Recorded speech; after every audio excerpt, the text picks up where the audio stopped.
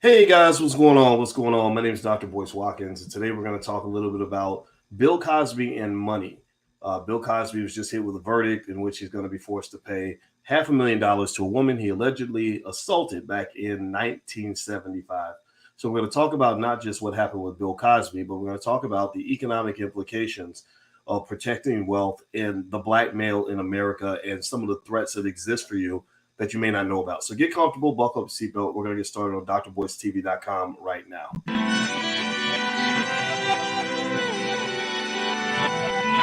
Here we are, clan the isms, cataclysm, great. Our people out here struggling, trying to make it in this state. Everybody out here doing it, but we the ones too late. Now family, we the ones who gotta delegate. Get that money in the power, never be fake. Stick to co-sign for 3. What did he say? Create jobs, support our own. Educate the same and buy back your home. Got 3 degrees, triple 10. 3 PhDs, now we on the CNN. DBTV, let's talk about negligence. Ignorance is bliss, but we can turn it to intelligence. Believe none of what you hear, half of what you see. Let's break it down here on Dr. Boyce TV. Here we are. Hey everybody, what's going on? I hope you guys are doing well. Welcome to drboycetv.com, the home for intelligent black people. My name is Dr. Boyce Watkins. If you are B1, if you are black first and you believe that black people should want to be intelligent, put a hashtag B1 in the chat. Hashtag B1 is what we run by. B1 means we put ourselves at the top of the priority list. B1 means that we love our black families. B1 means we love our black women. B1 means we love our black children. B1 means we love our black community. B1 means we break generational curses. We don't continue them. B1 also means that we teach ourselves all about wealth. So give me a hashtag B1. I see you, Vernon and SJ Mitchell and Carolyn Jenkins and Kevin Johnson and Sean Connor. All right, so let me ask you a question. Let's start with a yes or no question. How many of you are aware that Bill Cosby was hit with a verdict out in California? Give me a yes or no if you saw some of what happened in California. And I'm going to pull up the story and just kind of give you the background on it. In case you're not familiar, Bill Cosby was hit with a verdict today. And I'm going to tell you guys the background. Then I'm going to kind of give you the background in the background. I'm going to give you the story behind the story. I'm going to give you the extras that the mainstream media is never going to cover. You guys know I'm a finance professor, so I see the economics behind everything. I'm also an educator, and so I'm always thinking about things carefully. And then thirdly, I'm a black man. I've been a black man my whole life now. I think I'm going to stick with it because I'm enjoying it quite a bit. And one of the things is, as a black man who understands economics very, very well and who knows how to think, I can see puzzle pieces that you may want to consider. So one of the things that we're going to jump into. Now, somebody says, why did your caption say he did it? That's a copy and paste from an article. So I probably should have said that. But no, do I believe that he did it? I don't know that he did it. And I think that that's an important conversation. So here's what it says. It says this. Hit the thumbs up button. Thumbs up, thumbs up, thumbs up, share, subscribe. It says a California jury has found that Bill Cosby sexually assaulted Judy Huth at the Playboy Mansion in 1975 when she was a teenager. Huth, now 64, was awarded $500,000 after 4 bizarre days of deliberations. Although Cosby's team has been accused of sexual misconduct by 60 women, this was the first civil case to reach trial. Cosby, who denies a sexual encounter occurred, did not attend the trial in Santa Monica. According to Tuesday's verdict, jurors believe Cosby intentionally caused harmful sexual contact, that he reasonably believed Huth was under 18, and that the actor was driven by unnatural or abnormal sexual interest in a minor, according to the Associated Press. It's a big setback for the once beloved comedian who was freed from prison last year. However, his spokesman calls the verdict a huge victory. Now, Bill Cosby's spokesman, I can't remember the brother's name, Andrew Wyatt. You saw Andrew Wyatt. Andrew Wyatt came on this channel and gave his perspective. If you look up that video on my YouTube channel, you can find it. He did a good job in terms of explaining his side of the story. And I'm not here. Just one thing I want to tell you is that there is no requirement in this channel for you to agree with me. There is no requirement in this channel for you to take one side over the other.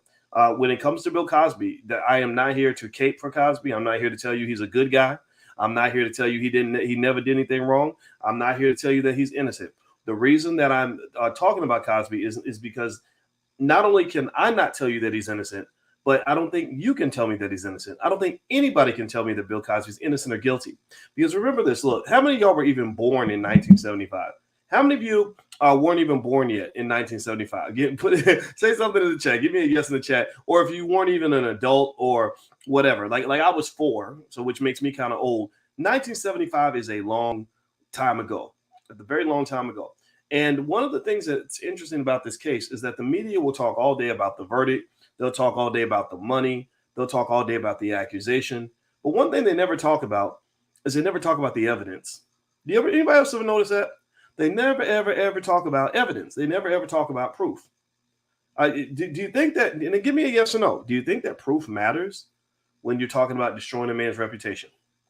Do you think that evidence is required when you're talking about taking a person's wealth? I mean, what do you think? Or do you think that for black men, the rule just changes? Seriously. I mean, and so when you look at this Cosby thing, you cannot disconnect race and wealth from what's happening here. I would say that the interesting thing about these cases is that you often see racism, almost like that Black Wall Street style racism, kind of pop up, where white women show up, they cry a lot, and they say something terrible happened to me and a black man did it, and people just believe them. And then they pay them money. And Gloria Allred is a brilliant lawyer who knows how to take advantage of all of that. She knows how to basically say, look, hey, she coaches the victims. Hey, make sure you look sad and look, and don't have anybody look into your background. We're going to look into his. We're going to go get him and his background. We're going to scrutinize everything he ever did. But no one can ask you anything about your background, the fact that you smoked crack for 10 years, or the fact that you used to be a hooker, or the fact that you falsely accused other people. None of that's there because you're the victim. You're the sweet little lamb that never hurt anybody. But one of the things that I think is wonderful about this platform and wonderful about being around intelligent black people is y'all ask questions. Y'all want to know what was really going on, what was going down. Like, y'all will ask a question like this. I'm going to give B1 people, intelligent black people have this thing called common sense. You have this thing called common sense, and common sense leads you to do things that are unnatural in the world of racism. Common sense says things like, why was a 16-year-old child in the Playboy Mansion anyway? Who took it? Maybe the first person Judy Huth needs to sue are the parents that sent their damn daughter to the Playboy Mansion, or maybe she snuck away. Nobody knows, but why? I mean, isn't the Playboy Mansion? I'm not familiar with all of it. I never went by there. I wouldn't go hang out with in that place. I'm a married man. I ain't trying to be in no places like that where you run into allegations and all that. But has anybody even talked about this idea that a 16-year-old girl, a child, was hanging out at the Playboy Mansion? Like, that right there is enough to make you say, okay, come on, man. Like, what are you're hanging in a whorehouse? You're literally in a house of prostitute. I mean, the Playboy Mansion, that's what it was. You paid these beautiful women to come by. These powerful, wealthy men would come in and they would have sex because the pretty girls wanted to be around the powerful, wealthy men. The wealthy men wanted to be around the pretty girls. And that's how human beings get together, and that's how they reproduce. Things happen. So that question, it's interesting that question isn't being asked. And it's interesting that evidence is never discussed. They never discuss evidence. It's almost as if the accusation is the evidence itself. See, this is the way the world works when you're black. The accusations are their evidence. The verdict is their evidence.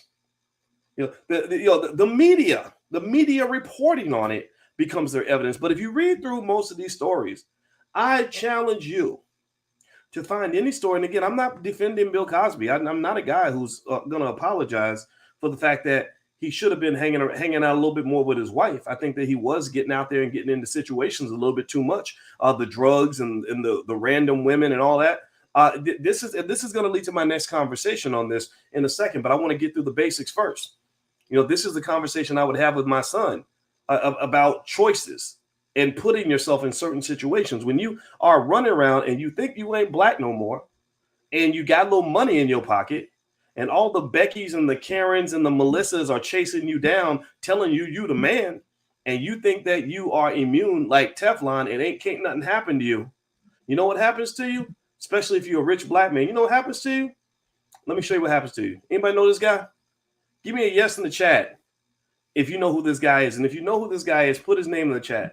Who is that guy that I just put on the screen right there? Somebody tell me, who is that? Let's play Name That Black Man. Can anybody name who this guy is? This guy, for those of you who don't know, those of you who don't follow football, his name is Deshaun Watson. Now, Deshaun Watson just signed the largest, if I'm not mistaken, the or one of the largest NFL contracts in football history.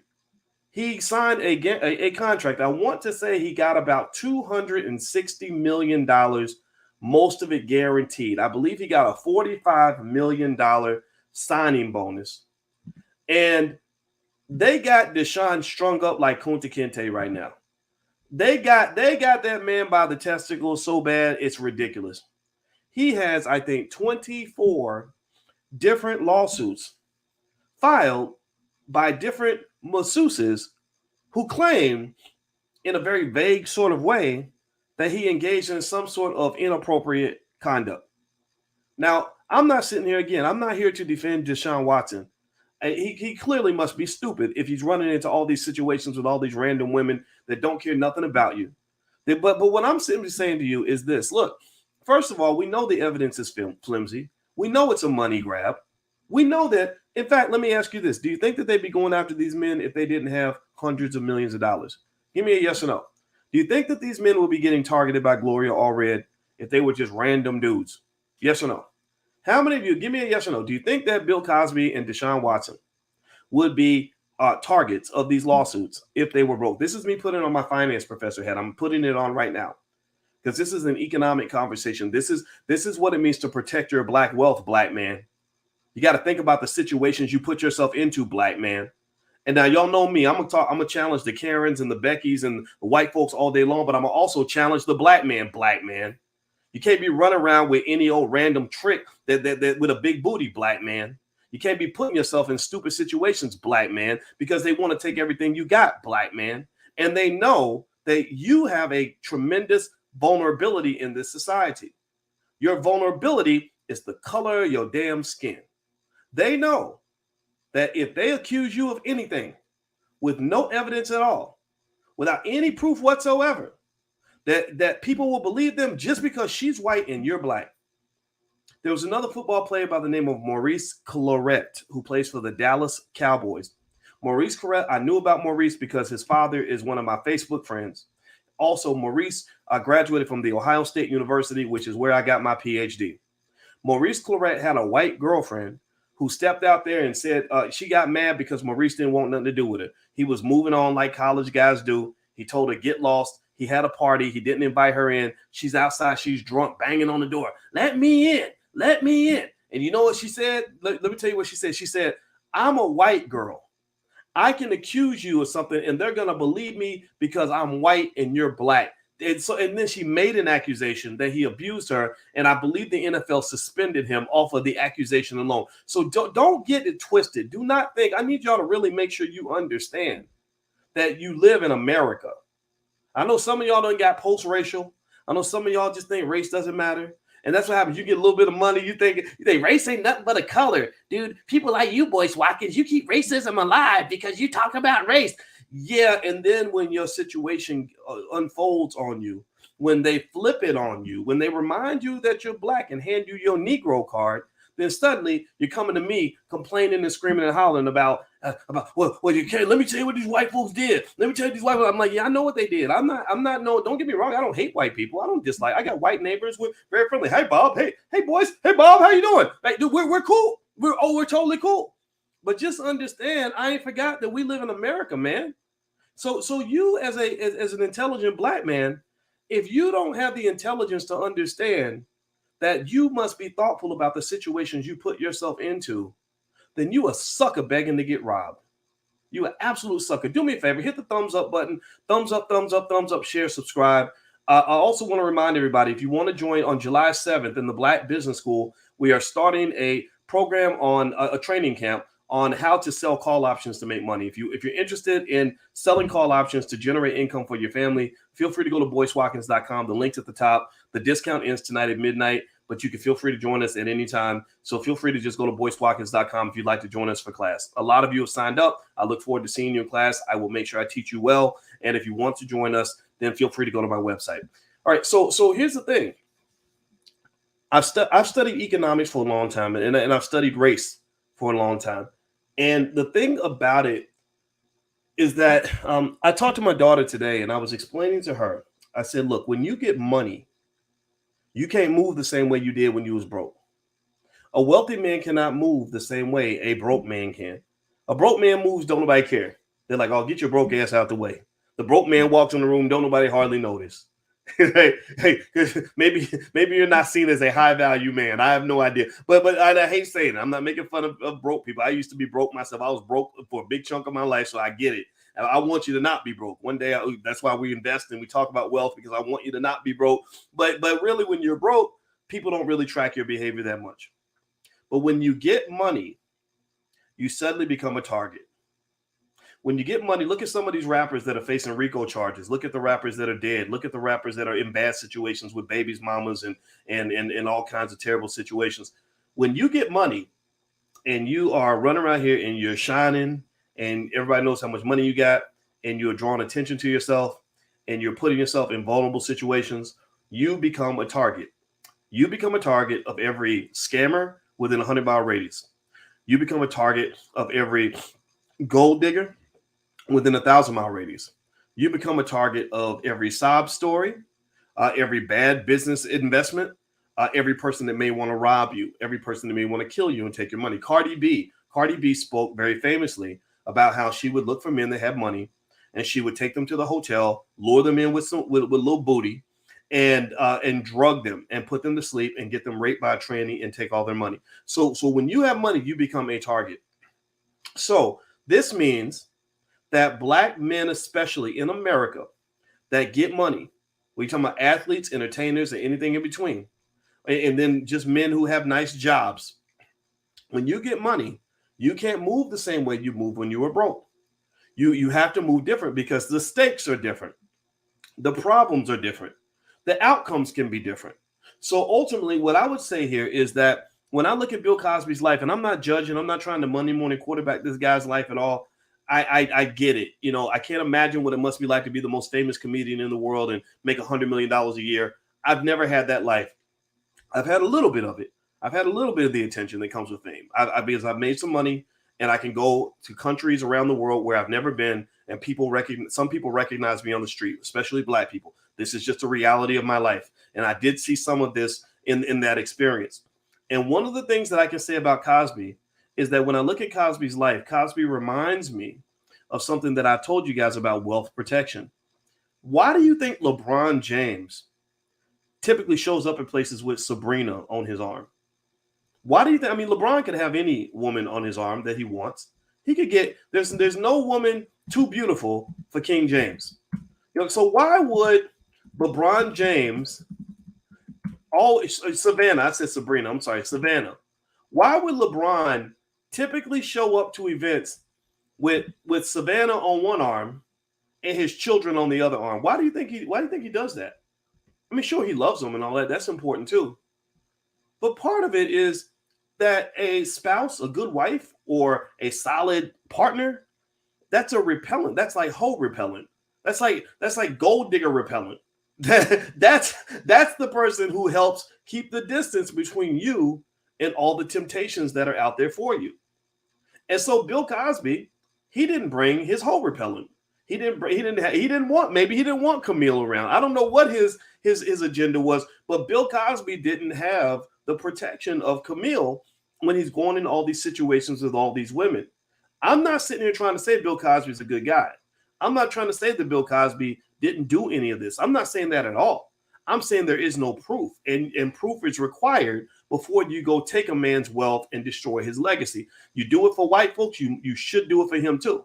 But also, I would look at Cosby and say, what made you think that you could go run these streets like you Hugh Hefner and go into all these like you Elvis Presley or something and live this crazy life and not have it come back on you? You know what? And then what's interesting to me is that there's no conversation about the behavior of individuals after these alleged incidents took place. I'm sorry, but again, black people, intelligent black people have common sense. So we're the ones who say, look, if you were blowing up his phone, trying to get back into his company, looking to hang out with him and bragging to your friends that you knew him and getting money from him for the next 5 or 10 years, your case doesn't have the same merit as somebody who did the opposite. You just don't have the same merit. Maybe you had an agreement. Maybe y'all both got together and used drugs. Maybe you just had a wild thing going on. Maybe you did some role playing where he choked you, slapped you, and pretended like you were dead. Nobody knows. But intelligent people who have discernment, they don't fall for the innocent little Becky trap. The innocent little Becky trap says, I was just sitting there and I was a nun at the time. And I had never seen a man's penis before. And my goodness, I would never use drugs. And I had no idea that anything was going to happen that night. I just happened to be here in this hotel room at 1 o'clock in the morning, getting liquor and Quaaludes, right? Like that whole innocent little lamb routine, that only works because of race. Black women can't get away with that. Black men sure as hell can't get away with that. I can't go in a situation where something happens to me and pretend like I was completely stupid and innocent if I wasn't. So people are going to ask questions like, why were you there? What was going on? What was your expectation? What were you trying to do? Why did you keep coming back? Why did you keep asking questions? Why did you say that she was your friend for the next 20 years when she did this thing to you? Why is it suddenly coming out now? Why didn't it come out when it happened? Why didn't you file a police report? People are going to ask you all those questions because when it comes to everyone other than the white female, there is this thing called accountability. So I go back to my wealth premise. This is very important. Black men, when you get that fancy corporate job and you making good money, you will become a target. When you get that NFL, NBA contract and you got all this money coming in, you will become a target. And as a target, you have to be thoughtful about who your friends are. You have to be thoughtful about what kind of women you kick it with. I understand women are wonderful, especially now, mind you, I've never been attracted to Karens or Beckys, but black women, second to none. Kryptonite. Y'all the most beautiful women on the planet. Some of y'all walk in a room and the whole room just melts because you look so damn good, right? You are the original woman. We know these things, right? And the thing about it is that temptation has plagued man since the beginning of time. Men have been, if you pay attention, now pay attention. This is about wealth protection. Most great men who build lots of wealth, if they lose their power or lose their wealth, it's typically because they could not exercise some degree of sexual discipline. They put themselves in a situation they shouldn't have been in. And the reality is that I don't care who you are, any normal functioning heterosexual male is subject to the exact same temptations as everybody else.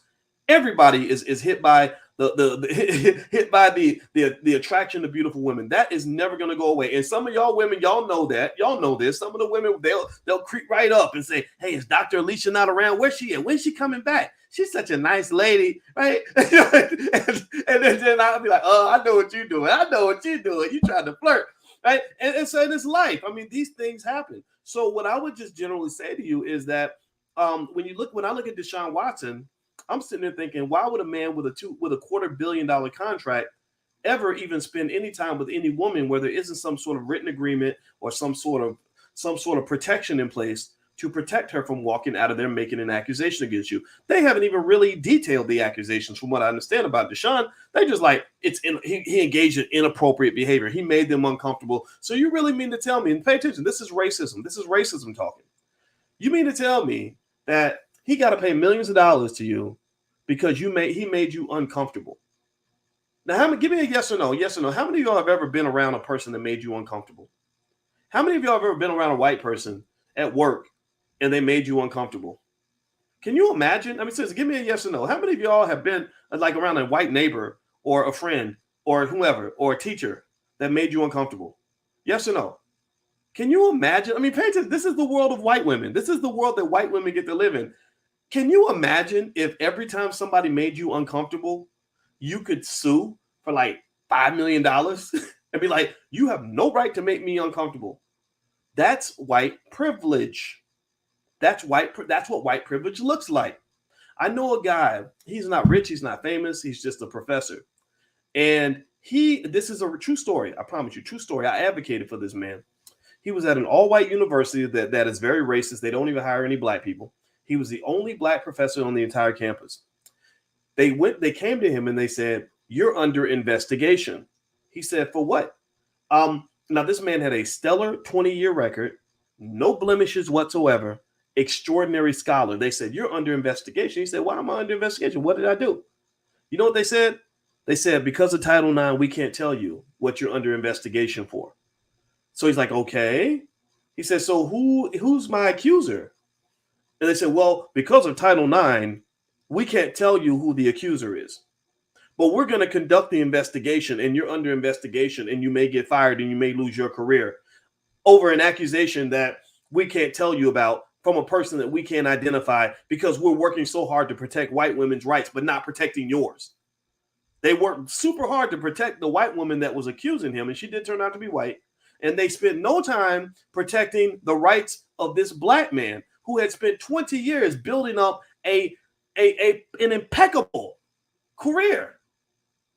And so you check this out, and you know what happened? And I advocated for him. I went to the campus and I sat in some of the meetings and I said, I don't understand this. What's going on here? And do you know what happened, what it was?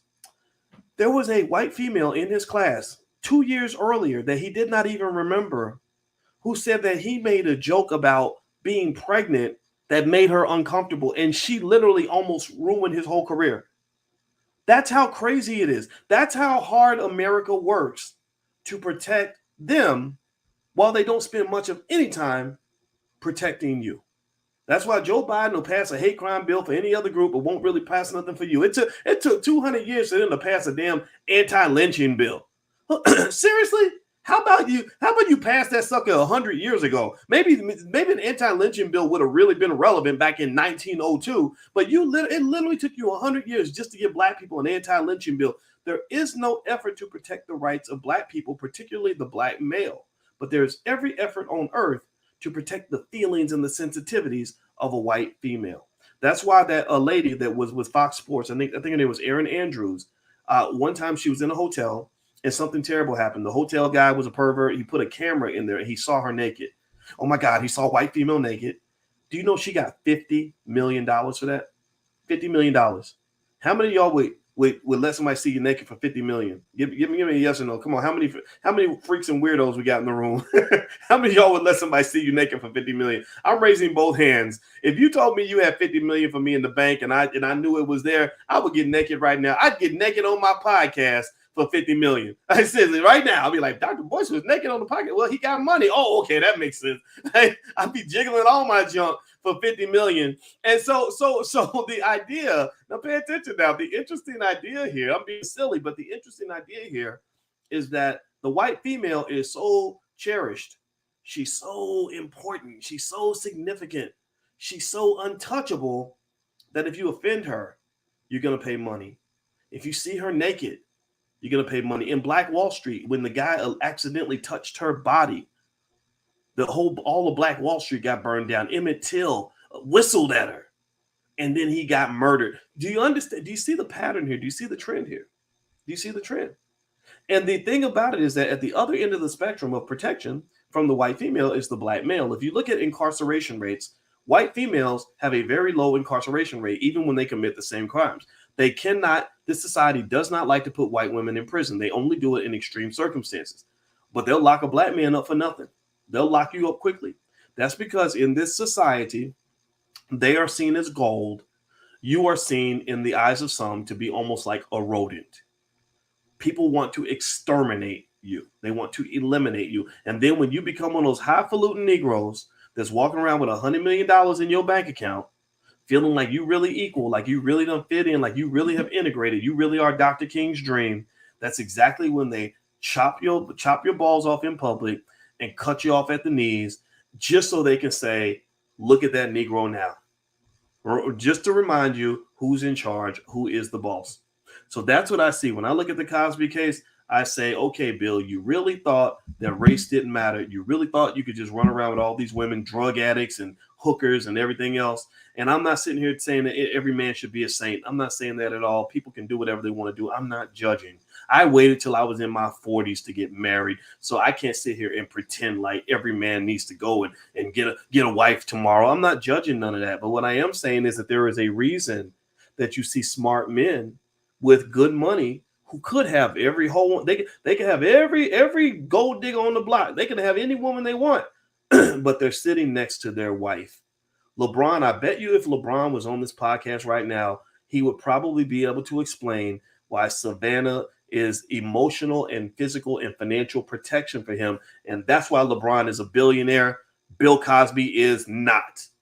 Bill Cosby been working for 60 years. He is not a billionaire anymore because they literally ate through him like a pack of parasites. LeBron James is a billionaire, and he's going to die a billionaire. And by the time he's dead, he's going to be worth at least $10 billion, partly because he knows how to protect his wealth. Deshaun Watson will never be a billionaire because those piranhas are going to eat through that money like nobody's business. And if he does not change his behavior, if he is not careful about who he spends his time with, these lawsuits, that's just the beginning. More of them will come, and more of them will get a piece of that money. And then he's going to be old and struggling, and everybody's going to wonder what happened.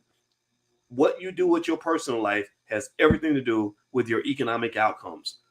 Black men must learn to protect your wealth. Black men, protect your money. When you get that fancy corporate job, don't go having sex with women on that job. When I got my job at Syracuse, I was hot stuff, by the way. I have to take a moment to brag. When I got my PhD in finance in 2002, I was almost exactly 20 years ago. I was the only African-American on the planet to get a PhD in finance. I kid you not. Only male, only female. There was no male or female other than me. So I was the stuff. I mean, I was literally the equivalent of an NFL #1 draft pick. So I go to Syracuse University and I get this great job, making all this money, more money than I ever made in my life, because I was a star. I could write my own ticket. My father, God bless him, he's right there in the other room. Not my biological father, the real man that raised me. That's my father. He said to me, and I'm about to say a cuss word, so cover your ears if you don't want to hear a cuss word, or cover your kids' ears. He said, "Don't you fuck nothing on that campus." He said, "Don't you put your stuff in no woman on that campus. If you're gonna go do your stuff, you don't shit where you eat. You don't go and you end up having sex with the lady in the office next door or with one of those students. It's gonna come back to get you."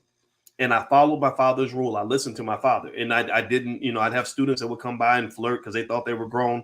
I looked right past it, had no interest, none of that. Check this out. There was another young professor who was there at the same time as me, the exact same age as me. So we're young. We're like early 30s. So we're still in that age where the young girls, young girls that think they're grown, be trying to flirt with the professors and all that. We're kind of in that flirting age where the graduate students and the undergrads, some of them would flirt with us. Probably him more so than me. He was a good looking guy. And, but things would happen, right? And he ended up sleeping with one of the students. He slept with a student that was in his class, and she got an A in the class, right? I guess she couldn't, she got a B, that'd be something else. And literally 6 months after they finished their relationship, she charged him with sexual misconduct. And I remember hearing sexual misconduct, and I said, is that rape? What is that? And I still don't know exactly what it was, but and I'm not going to say his name because I don't want to embarrass him, but literally they had this man's face. Let me just tell you, his face, this is a professor, PhD professor. His face was on TV. Like O.J. Simpson. They had his mugshot. It was like a mugshot or something right on TV. I don't know if it was a mugshot or something, but I was like, whoa. And so ultimately, I remember thinking about that, and I said, man, my father was right. So ultimately, what you have to do, really, you have to understand, and I think there's a parallel for women too, right? A lot of I've seen women who have money, who are doing well economically, particularly single Black women that are doing well. They get lured in by the men they call the hobosexuals. Dolores Jones had a term, they used that term. It was the hobosexuals. The guys that ain't got no money, ain't got nothing going on, but they got something good going on between their legs. So they come in and give you some good sex, and in exchange, you take care of them and pay them money and let them sleep on your couch and all that, right? And so you see women get taken advantage of in a very different way, where the thing that they want is used to lure them in and to get access to their resources. But then also with men, it goes back 100,000 years. You put pretty women in front of men, our IQ tends to drop, and we end up putting ourselves in situations that cause us problems later on. So just, pay attention. The world is a textbook. There are wealth lessons everywhere. And when I talk to you guys about protecting wealth, I'm not just going to talk about buying put options or diversifying your 401k or making sure you have multiple streams of income. None of those things matter if you're out here in the streets acting a goddamn fool. None of those things matter if you're out here putting yourself in risky situations. None of those things matter if you out here tricking away your money because you don't have discernment to know that a person living a life on level, trying to live a life on level 10 does not need to be kicking it with people who operate on level 2. When you are a guy who's got a bright future and you're doing extremely well, why are you at the strip club sleeping with women who will kill you, ruin your life, and take all your money? Why would you do that? So what I would just say in general is that intelligence and discernment is extremely important. And the other thing that's interesting too is when you're talking about just general advice and thoughts on this, I can give you my perspective on it, but my advice is not the be all end all. But I will just tell you this too. I see a lot of people that get this weird relationship advice where they link everything in relationships links up to two things: what somebody looks like and how much money they have. If the woman's beautiful, she's a high value woman. If the man got money, he's a high value man. There's about 10 or 15 different criteria that determine whether or not you are a high value person that deserves to be in my life. What you look like is like step one. That might be step one. My wife is the prettiest woman I ever met. But there was about 9 other criteria, at least, maybe 10 or 11 or 12 that I evaluated to determine if I want to trust my wealth, trust my life, trust my well-being, trust my safety to this person. And it went far beyond just looking at the size of her booty. So I would just tell you guys, wherever you're getting your advice from, if you are a true king, if you are truly a man who's trying to be a king, understand this: kings have to realize there are always threats. Kings must be strategic. Kings must be intelligent. Kings must be observant. Kings must understand all the strengths, weaknesses, opportunities, and threats that exist around them at all times. And some of y'all sons of bitches ain't acting like no goddamn kings. If you out here making money and you got your little business and you're doing well and you're putting yourself in bad situations where bad things can happen to you, then eventually somebody's going to come get you. They're going to take everything you got and you're going to be sitting there crying because they got you. They tricked you into it. So be smart, be intelligent. I like to use that word intelligent. I know the word intelligent offends some people. Some people don't like it. They think that when I talk about black people being intelligent, that's being uppity. Ain't nothing uppity about being smart enough to know how to protect what the hell you got. If you can't protect what you got, somebody will always take it. And the person who takes it might show up as a pretty girl in a tiny dress. So you got to always be mindful of everything around you. Always be aware of your surroundings. Always live with your head on the swivel. And that's not just for the men. That's for the women too. So anyway, guys, that's it. I'm going to go spend time with my parents. They're in the other room. I just wanted to address this Cosby thing. I hope that this conversation helped you. This is massively important about wealth. Understand the amount of money that they got out of Cosby and Deshaun Watson over time. If you invest that money over a generation, you're talking about $1 billion of wealth that is going to go to somebody else's kids because they were strategic, and it won't go to the children of Bill Cosby. It won't go to the children of Deshaun Watson. So you got to be intelligent so these people can't come and just take everything that you worked hard for. That's what I believe. That's my 2 cents. Do me a favor. Hit the thumbs up button. Thumbs up, thumbs up, thumbs up, share, subscribe. Also, don't forget, July 7th, that is when we start the next Black Wealth Bootcamp. The focus will be one thing. It is to show you how to write covered call options as a way to generate income from your portfolio. It's extremely beneficial to you right now because of current market conditions. I've basically spent 2 years putting together a model, mixing economic theory with what I do for my own family, and I put it all together for you. So if you'd like to join us on July 7th, just go to boycewatkins.com. The link is right there at the top. The discount, the 48% off discount lasts until midnight tonight. So if you'd like to join us, just go to my website, boycewatkins.com, and you can join us in class. Please bring your children, bring your family. This is something that I believe was truly transformative for you. So I think you're going to love it. So anyway, guys, I'm out of here. Have a great day. It was real. I had a good time. And if I offended anybody, then I would say I'm sorry, but I can't apologize for what I say because I'm just not going to. So love you. Talk to you soon. Take care. Peace.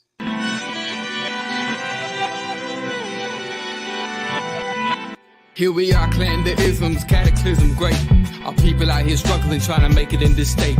Everybody out here doing it, but we the ones who late. Now family, we the ones who gotta delegate.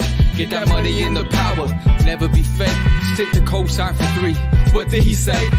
Create jobs, support our own. Educate the same and buy back your home. Got 3 degrees, triple 10. 3 PhDs, now we on the CNN. DBTV, let's talk about negligence. Ignorance is bliss, but we can turn it to intelligence. Believe none of what you hear, half of what you see. Let's break it down here on Dr. Boyce TV. Here we are.